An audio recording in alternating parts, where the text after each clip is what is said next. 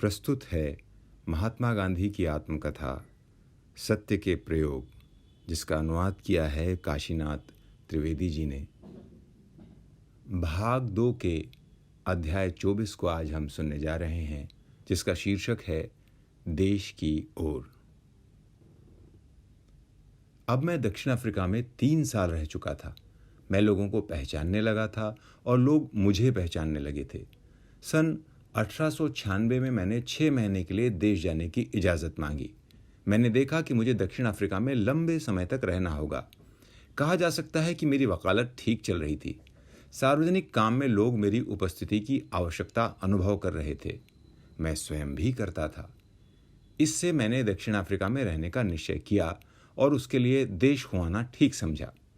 फिर मैंने ये भी देखा कि देश जाने से कुछ सार्वजनिक काम भी हो सकता है। मुझे लगा कि देश में लोकमत जागृत करके यहाँ के भारतीयों के प्रश्न में लोगों की अधिक दिलचस्पी पैदा की जा सकती है।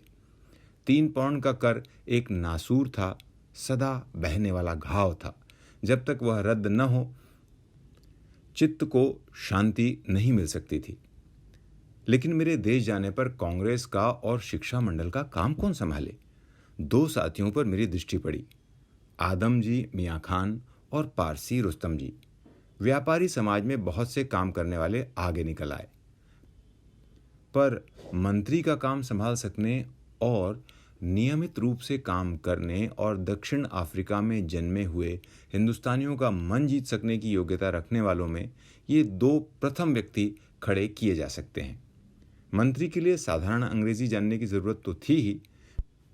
मैंने इन 2 में से स्वर्गीय आदम जी मियाँ खान को मंत्री पद देने की सिफारिश कांग्रेस से की और वो स्वीकार कर ली गई। अनुभव से यह चुनाव बहुत अच्छा सिद्ध हुआ। अपनी लगन, उदारता, मिठास और विवेक से सेठ आदम जी मियाँ खान ने सबको संतुष्ट किया और सबको विश्वास हो गया कि मंत्री का काम करने के लिए वकील बैरिस्टर की या बहुत पढ़े हुए उपाधिधारी की आवश्यकता नहीं है। सन 1896 के मध्य में मैं देश जाने के लिए पोंगाला स्टीमर में रवाना हुआ। ये स्टीमर कलकत्ता जाने वाला था। स्टीमर में मुसाफिर बहुत थे। 2 अंग्रेज अधिकारी थे। उनसे मेरी मित्रता हो गई। एक के साथ रोज 1 घंटा शतरंज खेलने में बिताता था। स्टीमर के डॉक्टर ने मुझे एक तमिल शिक्षक यानी तमिल सिखाने वाली पुस्तक दी, अतएव मैंने उसका अभ्यास शुरू कर दिया। नेटाल में मैंने अनुभव किया था कि मुसलमानों के साथ अधिक निकट संबंध जोड़ने के लिए मुझे उर्दू सीखनी चाहिए और मद्रासी भाइयों से वैसा संबंध स्थापित करने के लिए तमिल सीखनी चाहिए। उर्दू के लिए उक्त अंग्रेज मित्र की मांग पर मैंने डेक के मुसाफिरों से एक अच्छा मुंशी ढूंढ निकाला और हमारी पढ़ाई अच्छी तरह चलने लगी। अंग्रेज अधिकारी की स्मरण शक्ति मुझसे बढ़ी चढ़ी थी। उर्दू अक्षर पहचानने में मुझे मुश्किल होती, पर वह तो एक बार जिस शब्द को देख लेते उसे कभी भूलते ही न थे। मैं अधिक मेहनत करने लगा, फिर भी उनकी बराबरी नहीं कर सका। तमिल का अभ्यास भी ठीक ठाक चलता रहा। उसमें किसी की मदद नहीं मिल सकती थी। पुस्तक ऐसे ढंग से लिखी गई थी कि मदद की अधिक आवश्यकता न पड़े।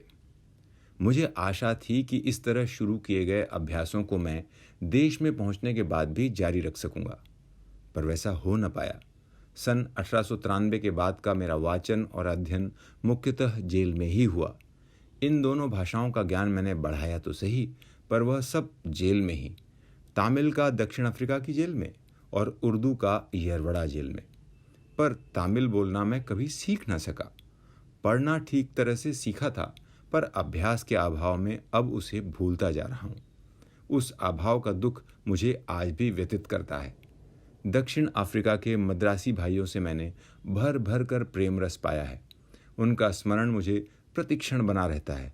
उनकी श्रद्धा, उनका उद्योग, उनमें से बहुतों की निस्वार्थ त्याग किसी भी तमिल तेलुगु के देखने पर मुझे याद आए बिना रहता ही नहीं।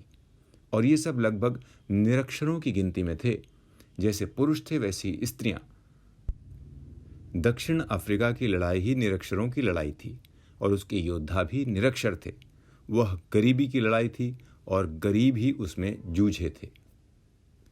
इन भोले और भले भारतवासियों का चित्त चुराने में मुझे भाषा की बाधा कभी न पड़ी।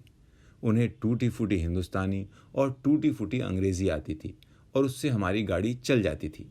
पर मैं तो इस प्रेम के प्रतिदान के रूप में तमिल तेलुगु सीखना चाहता था। तमिल तो कुछ सीख भी ली, तेलुगु सीखने का प्रयास हिंदुस्तान में किया, पर वह ककहरे के ज्ञान से आगे नहीं बढ़ सका। मैं तमिल तेलुगु नहीं सीख पाया और अब शायद ही सीख पाऊँ।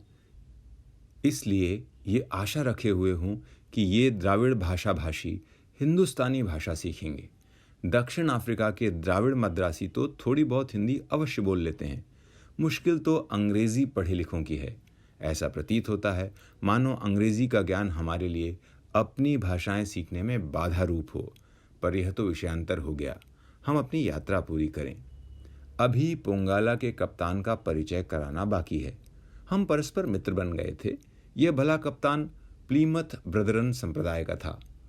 इससे हमारे बीच नौका शास्त्र की बातों की अपेक्षा आध्यात्मिक बातें ही अधिक हुईं। उसने नीति और धर्म श्रद्धा में भेद किया। उसके विचार में बाइबल की शिक्षा बच्चों का खेल था। उसकी खूबी ही उसकी सरलता में थी। बालक, स्त्री, पुरुष सब ईसा को और उनके बलिदान को मान लें तो उनके पाप धुल जाएं। इस प्लीमथ ब्रदर ने प्रिटोरिया वाले ब्रदर के मेरे परिचय को ताज़ा कर दिया। जिस धर्म में नीति की रखवाली करना पड़े वह धर्म उसे नीरस प्रतीत हुआ। इस मित्रता और आध्यात्मिक चर्चा की जड़ में मेरा अन्नाहार था। मैं मांस क्यों नहीं खाता? गोमांस में क्या दोष है?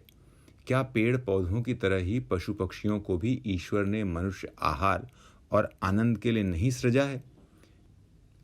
ऐसी प्रश्नावली आध्यात्मिक चर्चा उत्पन्न किए बिना रह ही नहीं सकती थी।